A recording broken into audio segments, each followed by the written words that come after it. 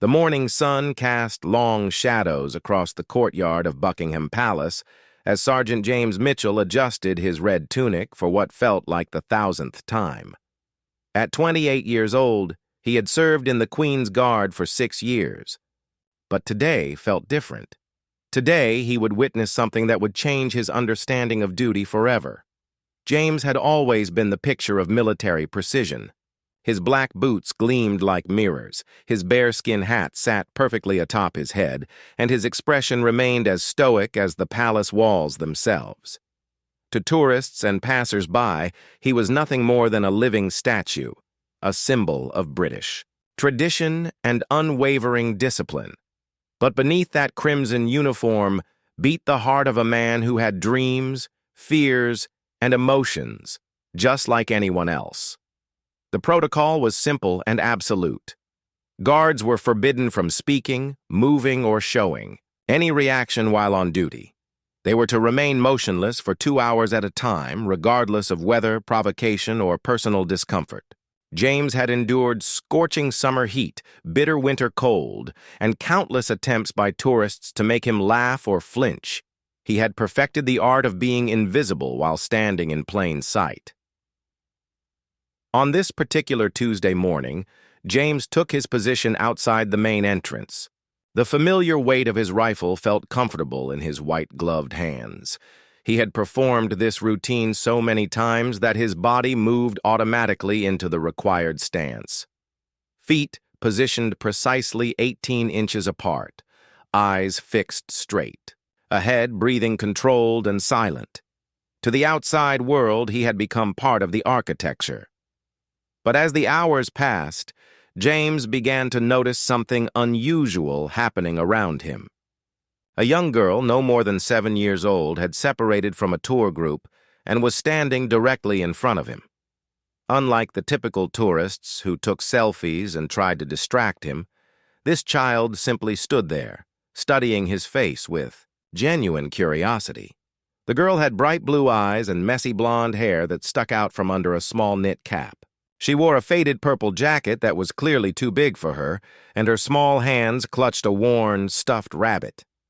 What struck James most was her expression.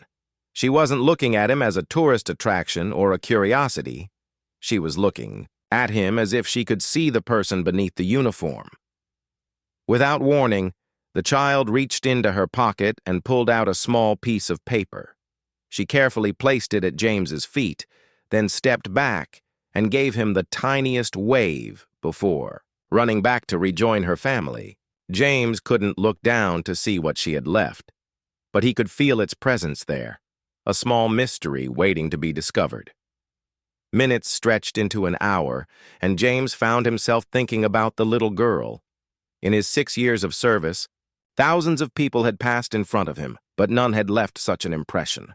There had been something different about her approach, something gentle and understanding that touched a part of his heart he had learned to keep locked away during duty hours. As his shift neared its end, James noticed an elderly woman approaching. She moved slowly, using a walking stick, and her silver hair was neatly arranged under a small hat decorated with artificial flowers. She wore a navy blue coat that had seen better days, but she carried herself with dignity and grace. Like the little girl, she stopped directly in front of James, but her approach was different.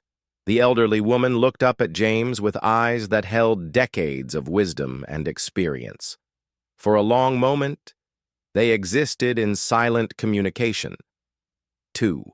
Human beings acknowledging each other's presence despite the barriers of protocol and tradition. Then, with a gentle smile that transformed her entire face, she began to speak in a voice so soft that only James could hear.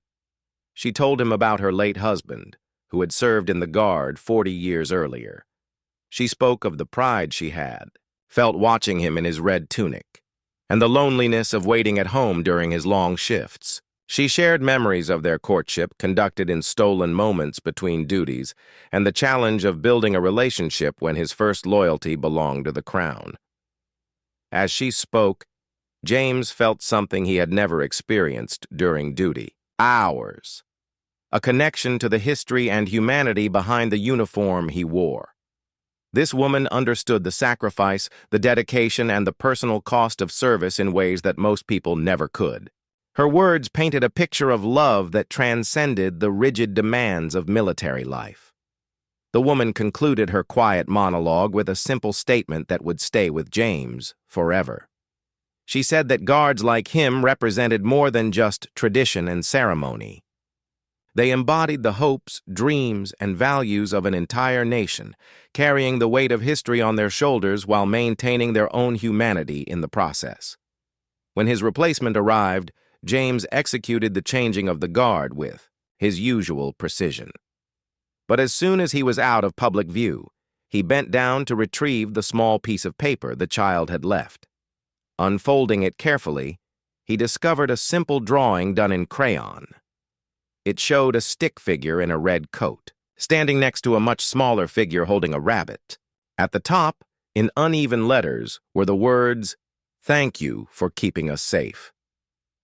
Later that evening, as James removed his uniform and prepared to return to his small flat in London, he reflected on the day's events.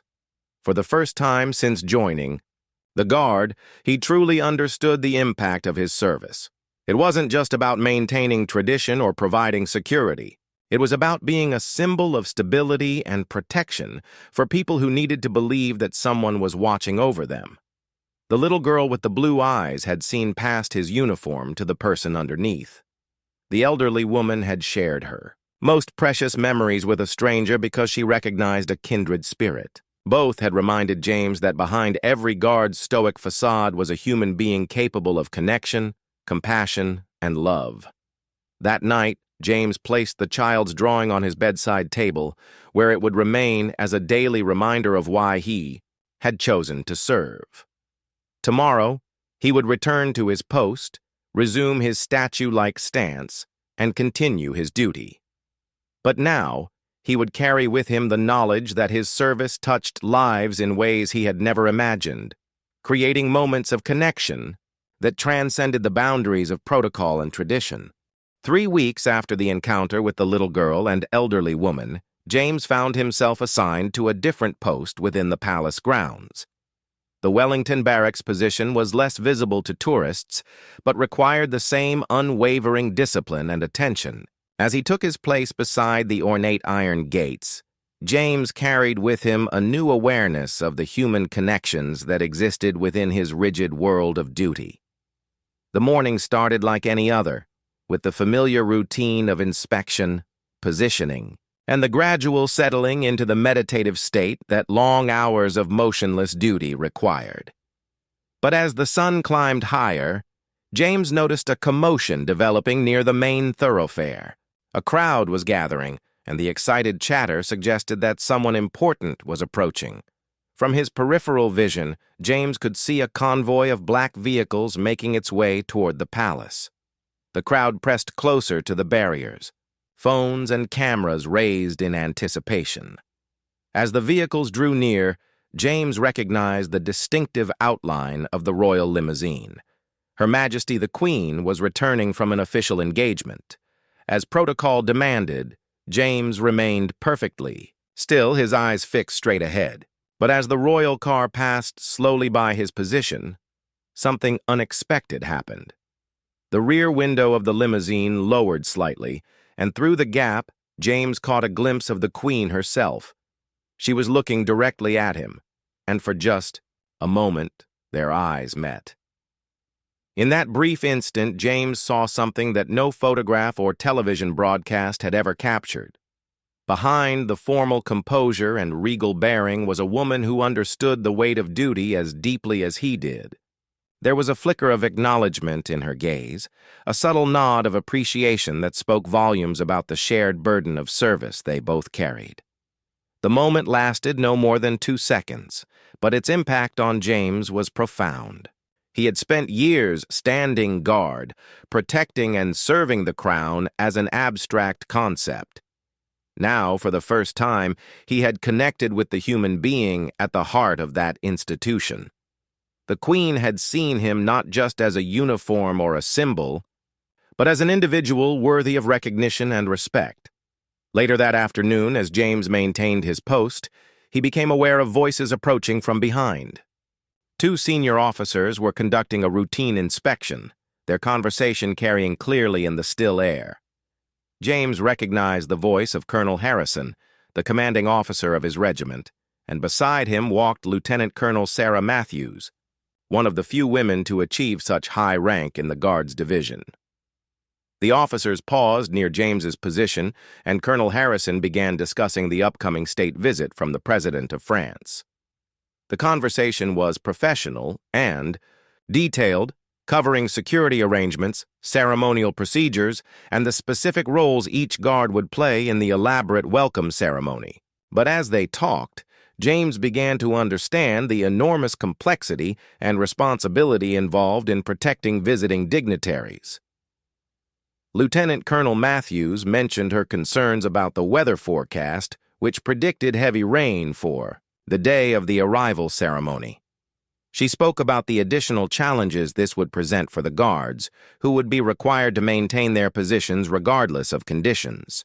Her tone carried genuine concern for the welfare of the men and women under her command, revealing a depth of care that went far beyond mere military duty. Colonel Harrison responded by sharing stories from his own days as a young guardsman, recounting times when he had stood in similar conditions and the strategies he had developed for enduring discomfort while maintaining discipline. His words painted a picture of continuity and tradition, of lessons passed down through generations of guards who had faced similar challenges with courage and determination. As the officers moved on, James found himself moved by what he had overheard. These senior commanders, despite their elevated positions and numerous responsibilities, still remembered what it felt like to stand in his boots. They understood the physical and mental demands of the role because they had lived it themselves. The military hierarchy, which sometimes seemed distant and impersonal, was revealed to be built on shared experience and mutual respect. The day's most significant moment came during the early evening, as James's shift was drawing to a close. A young couple approached the gates, and James could tell immediately that this visit was different from the typical tourist experience. The woman appeared to be in her early 30s, with dark hair and eyes that held a mixture of pride and sadness. Beside her stood a man roughly the same age, whose military bearing suggested he was or had been a serviceman himself. The couple stood quietly for several minutes, simply observing James at his post. Then the woman stepped forward and placed a single red rose at the base of the gate. As she straightened up, James noticed tears streaming down her face. The man beside her put his arm around her shoulders, and in a voice barely above a whisper, he began to speak. He explained that his brother had served in the Queen's Guard for 8 years before being deployed to Afghanistan as part of a peacekeeping mission. The brother had been killed in action 6 months earlier, and this visit was part of their way of honoring his memory. The woman was the fallen soldier's widow, and this was her first visit to the palace since receiving the devastating news. The man continued, describing how his brother had loved his service with the Guard, how proud he had been to wear the uniform and stand watch over the royal family. He spoke of the dedication and sacrifice that came with the role, and how his brother had considered his fellow guards to be more than colleagues. They were brothers in arms, united by their shared commitment to duty and country. As James listened, maintaining his rigid posture while his heart filled with emotion, the widow stepped closer. In a voice trembling with grief and gratitude, she thanked him for continuing the work that her husband had loved so much. She said that seeing James standing so proudly at his post brought her comfort, knowing that the tradition her husband had cherished was being carried forward by others who understood its importance. The couple remained for nearly an hour, sharing memories and stories about the fallen guardsman. They spoke of his sense of humor, his dedication to fitness, his love of history and tradition. Through their words, James came to understand that his departed colleague had been more than just a fellow guard. He had been a complete person with hopes, dreams, relationships, and a deep commitment to service. When the couple finally prepared to leave, the widow approached the gate one more time. She pressed her hand against the iron bars and whispered a final goodbye to her husband, asking James to carry on the proud tradition that had meant so much to the man she loved. As they walked away, James felt the full weight of the responsibility. He carried, not just to protect and serve, but to honor the memory of those who had made the ultimate sacrifice in service to their country. That evening, as James changed out of his uniform, he reflected on the day's encounters. The brief moment of connection with the Queen, the overheard conversation revealing the care of his commanders, and the deeply moving visit from the fallen soldier's family had all contributed to a growing understanding of what it truly meant to serve.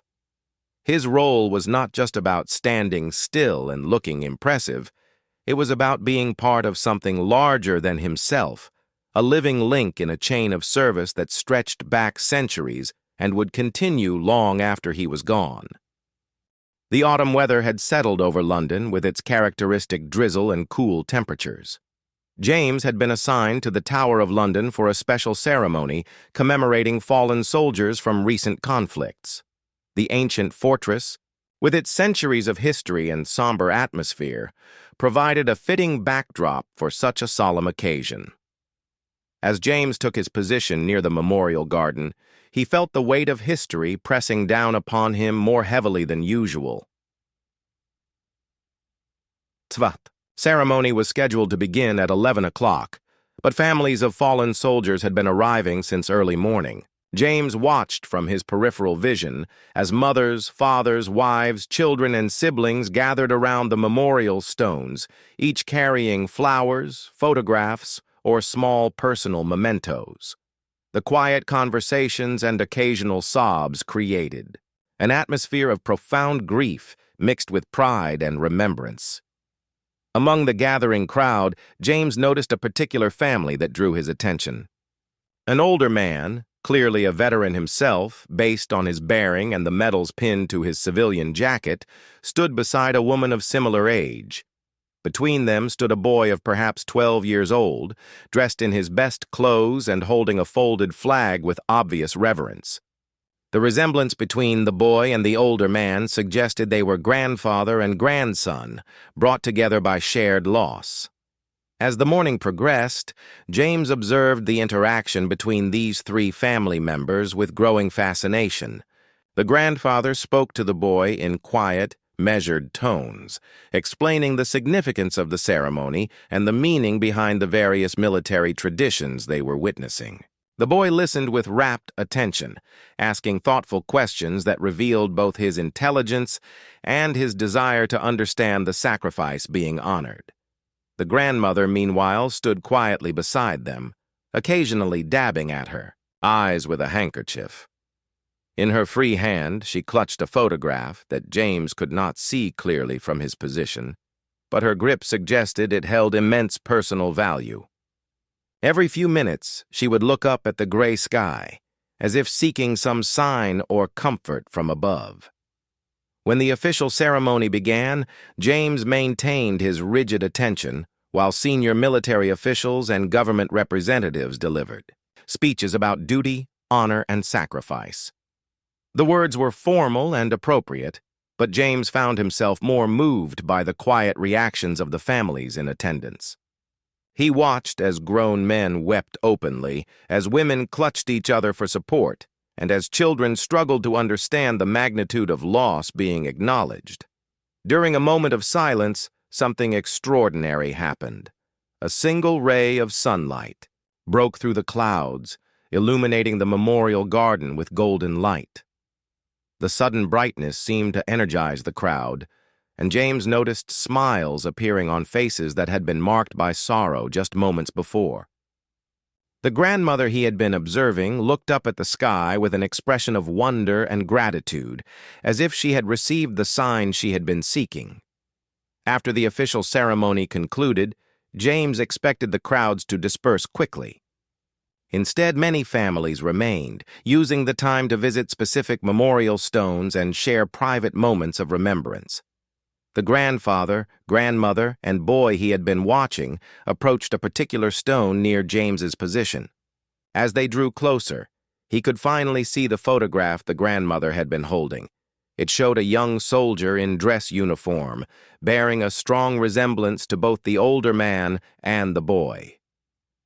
The grandfather knelt beside the memorial stone and began to speak in a voice that carried clearly to James's position. He told the story of his son, the soldier commemorated on the stone, describing his childhood, his decision to join the military, and his deployment to a dangerous region where he had been killed while protecting civilian refugees. The grandfather's voice remained steady throughout the recounting, but James could see the effort it required for him to maintain his composure. The boy then stepped forward and carefully placed the folded flag at the base of the memorial stone. As he did so, he began to recite something he had clearly memorized for this occasion. It was a poem he had written himself about his father, describing memories of playing catch in the backyard, bedtime stories about brave knights and heroic adventures, and promises to make his father proud by growing up to be a good man. The simple, heartfelt words of the child had more impact than all the formal speeches James had heard that morning. Here was pure love and loss, expressed without pretense or political consideration. The boy spoke of missing his father's laugh, of wishing he could ask him questions about becoming a man, and of his determination to honor his father's memory through his own actions and choices. As the family concluded their private ceremony, the grandmother approached James directly. She looked up at him with eyes that held decades of military life experience, and James realized she must have spent years as a military wife, understanding the demands and dangers of service in ways that most civilians never could. She stood there for a long moment, studying his face with the same careful attention he had witnessed in the little girl weeks earlier. Then she began to speak, addressing James as if he were her own son or grandson. She thanked him for his service and dedication, explaining that seeing young men like him continuing the tradition of military service brought her comfort during difficult times. She spoke about the pride she felt watching guards like James, knowing that the values her son had died defending were being upheld by the next generation. The conversation that followed was unlike anything James had experienced during his service. The grandmother shared stories about the challenges of military family life, the constant worry that came with loving someone in uniform, and the special bond that existed between military families who understood these unique pressures. She described the community of support that had surrounded her family after their loss, and how the sight of active-duty service members reminded her that her son's sacrifice had meaning. As they talked, other family members from the ceremony began to approach. James found himself at the center of an impromptu gathering of military families, each eager to share their own stories and experiences. Despite his requirement to remain at attention, James became an active listener to tales of service, sacrifice, and survival that painted a complete picture of military life beyond the ceremonial aspects he usually witnessed. One mother described her son's transformation from a troubled teenager into a disciplined soldier who found purpose and direction through military service. Another family spoke about the pride they felt watching their daughter become one of the first women to serve in certain combat roles. An elderly couple shared memories of their multiple family members who had served across 3 different wars, creating a legacy of service that spanned generations. Throughout these conversations, James began to understand that his role as a guard extended far beyond protecting buildings or ceremonial functions. He represented continuity, stability, and hope to families who had given so much in service to their country. His presence in uniform served as a visible reminder that their sacrifices had meaning, and that the institutions they had served continued to function and thrive. As the afternoon drew to a close and the families began to depart, the original grandmother approached James one final time. She pressed something into his gloved hand, a small military challenge coin that had belonged to her son. She explained that such coins were traditionally given to recognize exceptional service or to mark significant moments in military life. By giving it to James, She was symbolically passing on her son's legacy to the next generation of guardsmen. The weight of the coin in James's palm felt disproportionate to its size. He understood that he was now carrying not just his own commitment to service, but also the memory and hopes of a fallen soldier and his grieving family. The responsibility was both humbling and inspiring, adding new depth to his understanding of what it meant to wear the uniform. Winter had arrived in London with unusual severity, bringing with it snow that transformed the familiar palace grounds into a crystalline wonderland. James had been assigned to the early morning shift, a time when the tourist crowds were minimal and the city moved at a gentler pace. The bitter cold made his duty more challenging, but it also brought a certain magical quality to his surroundings that he had never experienced before. As James took his position outside St. James's Palace, his breath formed small clouds in the frigid air. The red wool of his tunic provided some warmth, but the exposed portions of his face quickly became numb in the freezing temperature. He had learned techniques over the years for managing such conditions: controlled breathing, mental exercises, and the ability to find warmth from within through sheer determination and professional pride. The snow continued to fall steadily throughout the morning, accumulating on James's shoulders and the brim of his bearskin hat. He remained motionless as the white flakes settled on his uniform, gradually transforming him into a figure that seemed carved from the winter landscape itself. Passers-by occasionally paused to marvel at his dedication, but most hurried past, eager to escape the harsh weather. Around mid-morning, James noticed an unusual disturbance developing across the street. A small crowd was gathering around what appeared to be an elderly homeless man who had collapsed in the snow. The man was poorly dressed for the weather, wearing only a thin jacket and worn shoes that provided little protection from the cold and wet conditions. Several people had stopped to help, but it was clear that the situation required more assistance than well-meaning strangers could provide. James watched the scene unfold with growing concern. His training and every instinct told him to help, but his duty required him to remain at his post, regardless of external circumstances. The internal conflict was agonizing. Here was a human being in genuine distress, possibly facing a life-threatening situation, and James was required by protocol to do nothing but observe. The crowd around the homeless man grew larger, and James could see that several people were making phone calls, presumably to emergency services. A young woman had removed her own coat to cover the man, while others worked to move him to a more sheltered location. The scene played out like a silent drama, with James as an unwilling and helpless spectator. Just as James thought the situation might resolve itself through the intervention of Good Samaritans, he noticed something that changed everything. A small child, no more than 5 years old, had wandered away from the crowd and was walking directly toward the busy street. The child's attention was focused on something in the opposite direction, and he seemed completely unaware of the approaching traffic. In that moment, James faced the most difficult decision of his military career. Breaking position would mean violating his sworn duty and potentially facing serious disciplinary action. But allowing a child to walk into traffic would violate something even more fundamental: his basic humanity and moral obligation to protect innocent life. Without hesitation, James broke from his position and rushed toward the child. His movement was swift and decisive, covering the distance in seconds and scooping the boy up just as a delivery truck rounded the corner. The driver, alerted by James's sudden appearance, slammed on the brakes and came to a stop mere feet from where the child would have been standing. The crowd that had been attending to the homeless man immediately shifted their attention to this new drama. James found himself standing in the middle of the street, holding a frightened but unharmed child, while wearing his full ceremonial uniform. The incongruity of the situation, a Queen's Guard in bearskin hat and red tunic performing a rescue in snowy London traffic, was not lost on anyone present. The child's mother emerged from the crowd, tears streaming down her face as she reached for her son.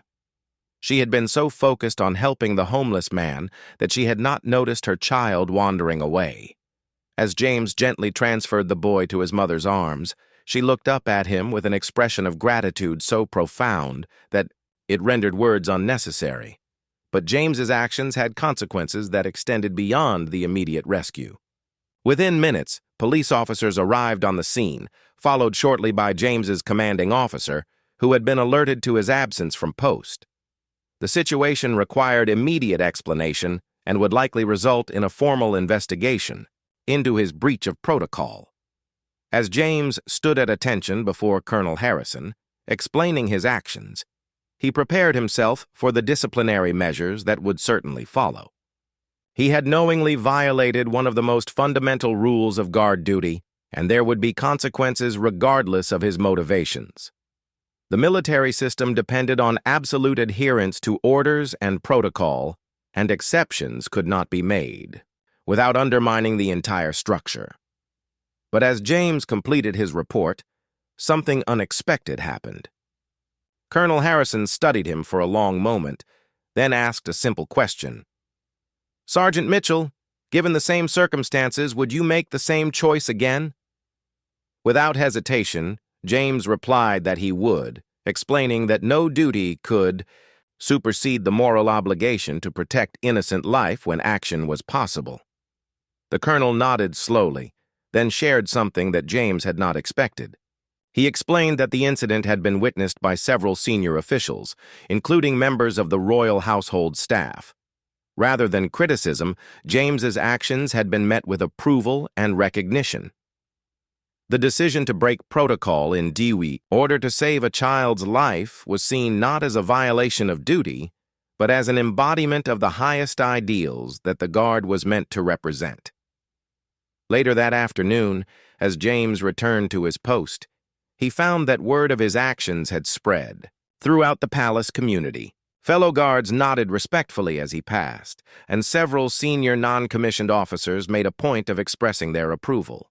The incident had become a talking point that would likely be remembered and discussed for years to come. But the most meaningful recognition came from an unexpected source. As James resumed his position outside St. James's Palace, he was approached by an official from the royal household carrying a brief, handwritten note. The message was from Her Majesty the Queen herself, expressing her personal appreciation for James's actions and her pride in having soldiers who understood that true duty sometimes required the courage to act beyond the boundaries of strict protocol. The Queen's note went on to explain that the monarchy had always been best served by individuals who combined unwavering loyalty with moral courage and independent judgment. James's willingness to risk disciplinary action in order to save a child's life exemplified the kind of character that the crown sought in its protectors. As evening approached and James's shift neared its end, he reflected on the day's events with a mixture of pride and humility. He had learned that true service sometimes required making difficult choices, and that the highest forms of duty involved not just following orders, but understanding the principles behind those orders and acting accordingly. The homeless man had been successfully treated and taken to a shelter. The child had returned safely to his grateful family, and James had discovered that his understanding of duty and honor had evolved beyond simple rule-following to encompass a more complex and nuanced form of service. The snow continued to fall as James completed his watch, each flake a reminder of the day when winter weather had provided the backdrop for one of the most significant moments of his military career. He had learned that being a Queen's Guard meant more than just standing still and looking impressive. It meant being ready to act with courage, compassion, and wisdom when circumstances demanded it. That night, James carefully folded the Queen's note and placed it beside the child's drawing and the challenge coin from the fallen soldier's mother. These three items had become symbols of the different dimensions of his service: the innocence he was sworn to protect, the sacrifices of those who had gone before him, and the recognition that true duty sometimes required the courage to break the rules in service of higher principles. Spring had returned to London, bringing with it longer days and warmer weather that made guard duty more comfortable, but also attracted larger crowds of tourists. James had been promoted to senior guard following his winter heroics, a recognition that came with additional responsibilities, but also greater opportunities to mentor younger soldiers joining the ranks. On this particular morning, he was assigned to oversee the changing of the guard ceremony, one of the most visible and prestigious duties in the entire palace system. Standing alongside James was Private David Chen, a 20-year-old recruit who had completed his basic training just 6 weeks earlier. David came from a family of Chinese immigrants who had built a successful restaurant business in London's Chinatown. His decision to join the Queen's Guard had surprised many people, including his parents, who had hoped he would pursue a career in business or medicine. But David had been drawn to military service by a deep desire to give back to the country that had welcomed his family and provided them with opportunities for success. As they prepared for the ceremony, James could see the nervous energy radiating from David.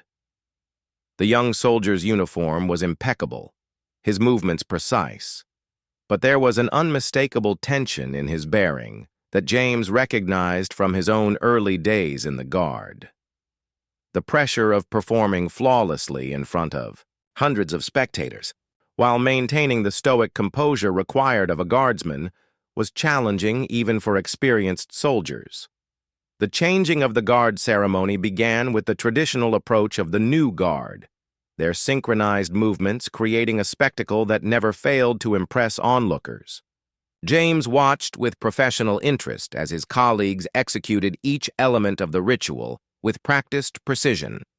But his primary focus remained on David, monitoring the young soldier's performance and ready to provide subtle guidance, if needed. As the ceremony progressed, James noticed something developing in the crowd that required his attention. A group of teenage tourists, apparently from Eastern Europe based on their conversation, had begun making jokes and disrespectful comments about the guard's appearance and movements. Their behavior was escalating, with several members of the group attempting to distract the guards with loud noises and provocative gestures. James could see that David was becoming increasingly agitated by the disrespectful behavior. The young soldier's jaw was tightening, and his breathing was becoming less controlled. James recognized the signs of someone fighting an internal battle between military discipline and personal frustration.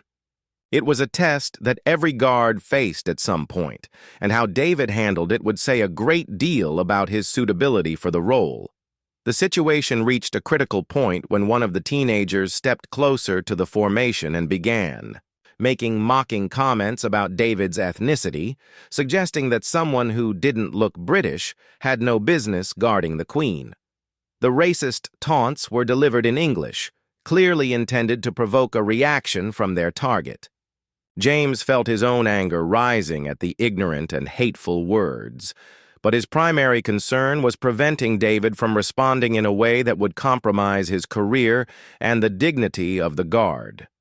Through subtle body language and barely perceptible communication techniques that experienced guards developed over time, James managed to convey reassurance and guidance to David. He reminded the young soldier through their shared understanding that such behavior said more about the perpetrators than their targets, and that rising above provocation was one of the highest forms of strength and professionalism.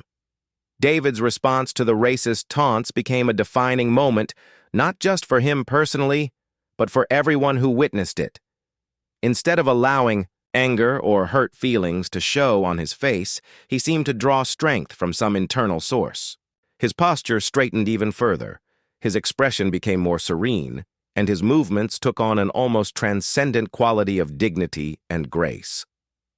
The transformation in David had a remarkable effect on the surrounding crowd. Other tourists began to notice the disrespectful behavior of the teenagers and started speaking up in defense of the guards. An elderly British gentleman approached the troublemakers and delivered a stern lecture about respect and proper behavior. Several other onlookers joined in, creating social pressure that eventually caused the group to move on. but the most significant response came from an unexpected source, a middle-aged Chinese woman who had been watching the ceremony with her family approached James after the official proceedings had concluded. She identified herself as Dr. Lisa Wong, a surgeon at a London hospital, and explained that she had witnessed the entire incident involving David.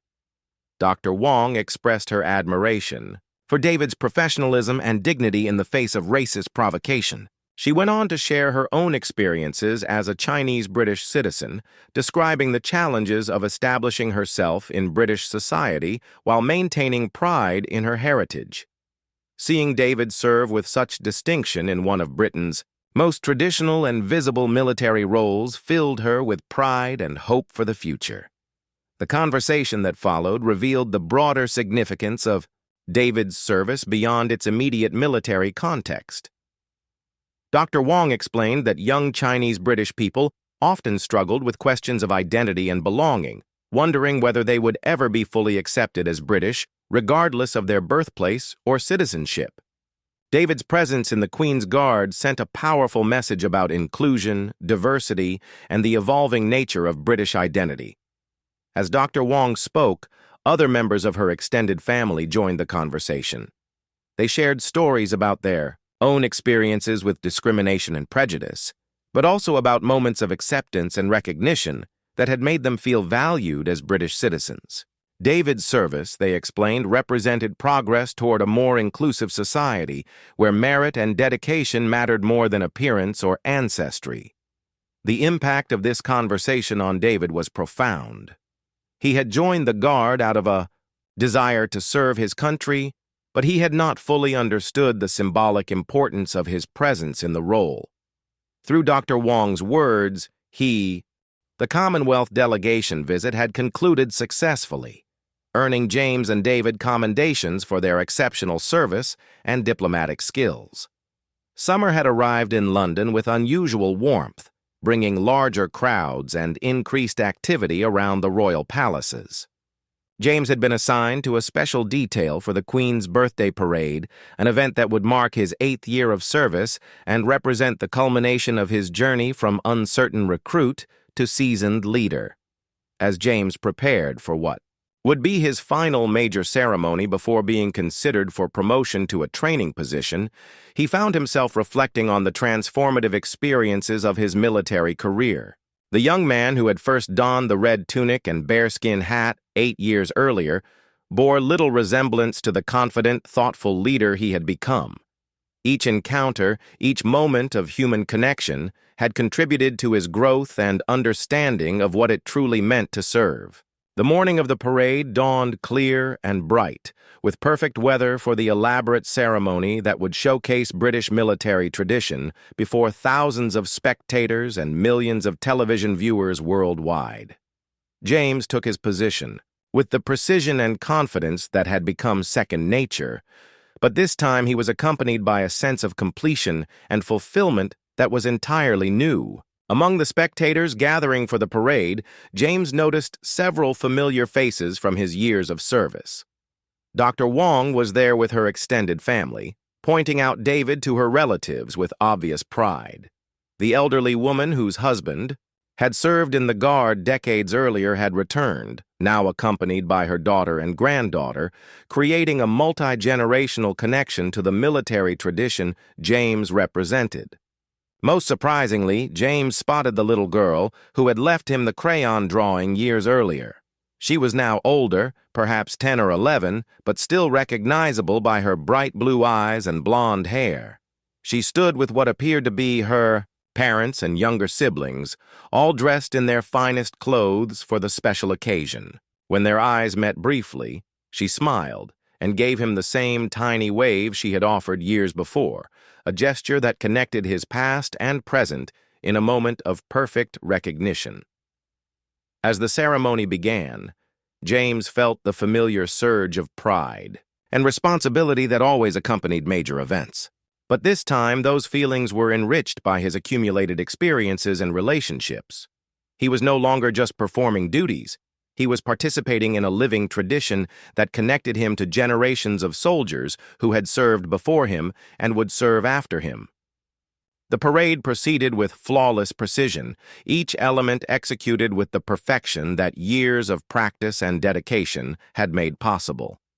James moved through the choreographed sequences with automatic competence, his mind free to appreciate the broader significance of the moment. He thought about the fallen soldier whose challenge coin he still carried, the homeless man whose life had been saved during the winter rescue, and the countless small moments of human connection that had given meaning to his service. As the ceremony reached its climax with the traditional flyover by the Royal Air Force, James experienced something unexpected. Tears began to form in his eyes, not from sadness or regret, but from overwhelming gratitude for the journey he had taken and the man he had become.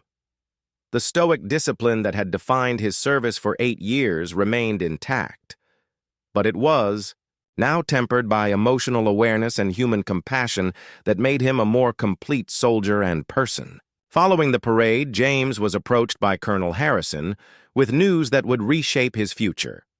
He was being offered the opportunity to join the training staff at the Royal Military Academy, where he would be responsible for developing the next generation of guards and officers. The position represented recognition of his growth as a leader and his ability to embody the best qualities of military service while maintaining the human connections that gave that service meaning. The offer came with the option to remain in London or transfer to other military installations around the country and abroad. James would have the opportunity to share his experiences and insights with young recruits, helping them navigate the challenges of military life while understanding the deeper purposes behind their service.